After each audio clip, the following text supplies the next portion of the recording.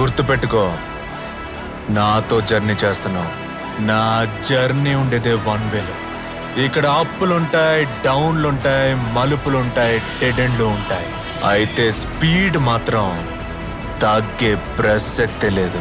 So fasten your seat belts.